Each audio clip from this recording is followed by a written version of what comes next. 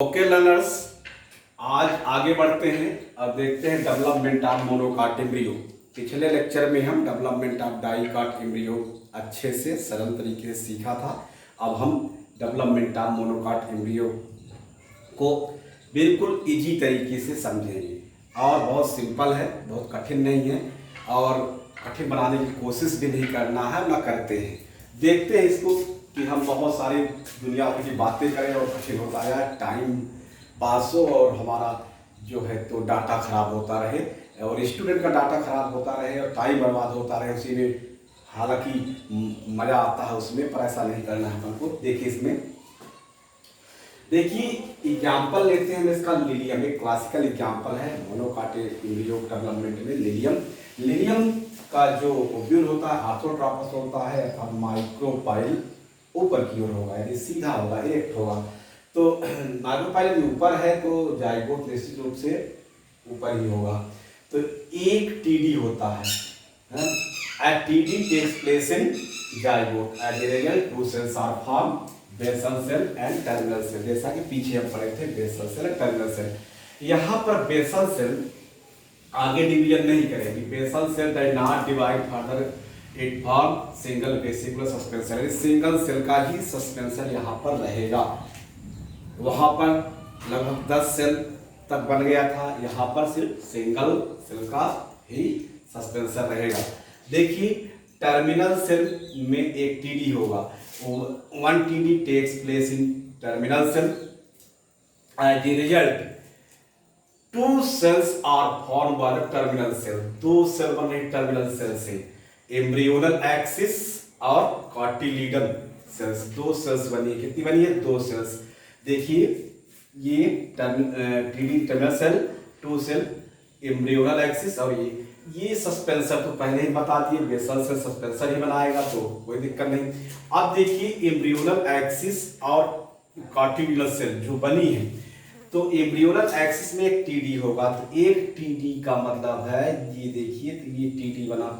तो as a 2 cells are form, radicle initial and plumule. यानी embryonal axis से 2 cell बनी है, रेडिकल इनिशियल और प्लूमूल। ओके, तो अब आगे बढ़ते हैं। 1 LD in cotyledon cell. Cotyledon cell में 1 LD होगा तो देखिए 2 सेल बन गई कार्टिलीडन की, 2 सेल्स बन गई। ये देखिए डिवीजन दोनों ही, चाहे एम्ब्रियोनल एक्सिस हो चाहे कार्टिलीडन, साइमल्टेनियस साथ साथ ही चलता रहता है।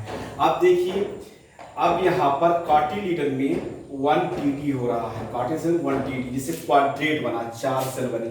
अब 4 सेल, अब हम यहाँ पर सिंगल सेल जरूर दिखाए हैं। Plumule initial, plumule initial laterally grow करेगा। तो लेटरली ग्रो करने का मतलब क्या है? Plumule initial divides laterally to form plumule, क्योंकि इसको प्लूमूल बनाना है। प्लूमूल देखिए आप यहाँ पर प्लूमूल, और जो क्वाड्रेंट है वो लगातार डिवीजन करके अपनी संख्या बढ़ाकर सेल सिंगल कार्टिल बना के इसको टेलम कहते हैं। कार्टिलीडन सेल्स फॉर्म सिंगल कार्टिलीडन स्कुटेलम, यानी यहाँ पर कार्टिलीडन को मोनोकाट में स्कुटेलम कहते हैं। कई बार ये पूछा भी जा चुका है कि सिंगल तलवार के धार के आकार का जो स्ट्रक्चर कार्टिलीडन मोनोकाट में होता है उसे क्या कहते हैं? उसको हम स्कुटेलम कहते हैं। बहुत सिंपल है। अब देखिए ये रेडिकल और रूट कैप किससे बने हैं? रेडिकल इनिशियल से। Radicle and root cap radicle initial से। तो यहाँ पर रूट कैप और रेडिकल बन गए।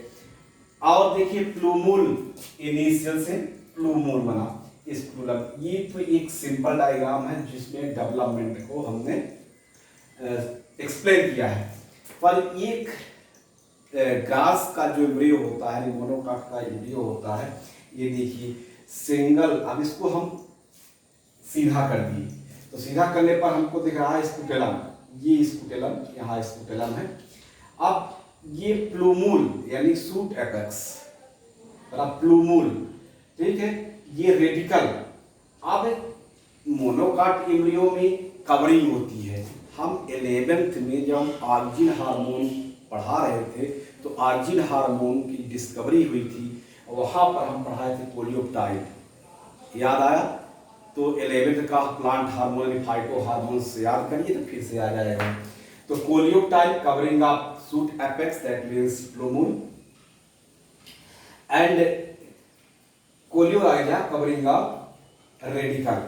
अब देखिए यहाँ पर रूट कैप भी है, ठीक है। ये रूट कैप ये रूट का ही पार्ट होता है, रेडिकल में ही आएगा वो, ठीक है।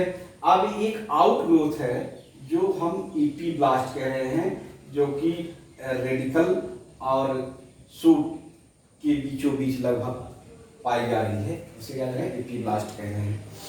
तो ये है हमारा मोनोकाट एम्ब्रियो का डेवलपमेंट, सिंपल सा है। और अब दो टर्म लिखे हम, meroblastic development and holoblastic development.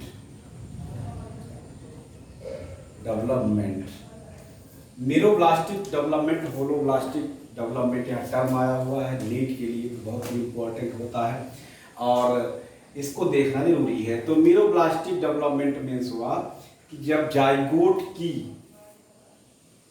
पूरी सेल, यानी जाइगोट से जो सेल्स बनी है पूरी की पूरी, वो एम्ब्रियो डेवलपमेंट में पार्टिसिपेट ना करे। मतलब कुछ तो सस्पेंशन बना दी, वो तो एम्ब्रियो से कोई लेना देना नहीं, लेकिन कुछ क्या करी है, एम्ब्रियो बनाई है, तो इसे क्या कहते हैं, मीरोब्लास्टिक। जब जाइगोट से बनी हुई पूरी की पूरी सेल, एक भी सेल इधर उधर ना जाए, कोई दूसरा आगे ना बनाए, पूरा का पूरा एम्ब्रियो ही बनाए, उसे कहते हैं आप होलोब्लास्टिक डेवलपमेंट। तो ये समझ में आ गया हो तो इसकी थ्योरी क्लास 12th में है, तो इसकी थ्योरी तो लिखनी पड़ेगी, यानी वर्ड्स में लिखना पड़ेगा। और यदि आप ड्रॉपर हैं या 12th का एग्जाम कंप्लीट कर चुके हैं, एग्जाम देने जा रहे हैं, तो आपके लिए सिर्फ इतनी थ्योरी सफिशिएंट है। नेक्स्ट हम आएंगे सीड। देखिए जैसे ही ये चैप्टर कंप्लीट होता है हमारा फ्लावरिंग का रिप्रोडक्शन, फ्लावरिंग प्लांट, तो हम आपको एक्सरसाइज कराएंगे नीट के लिए, वो बहुत इंपॉर्टेंट क्वेश्चन होंगे, वो निश्चित रूप से आपके नीट में आएंगे। आज इतना ही, आगे हम लेंगे सीड डेवलपमेंट एंड सीड।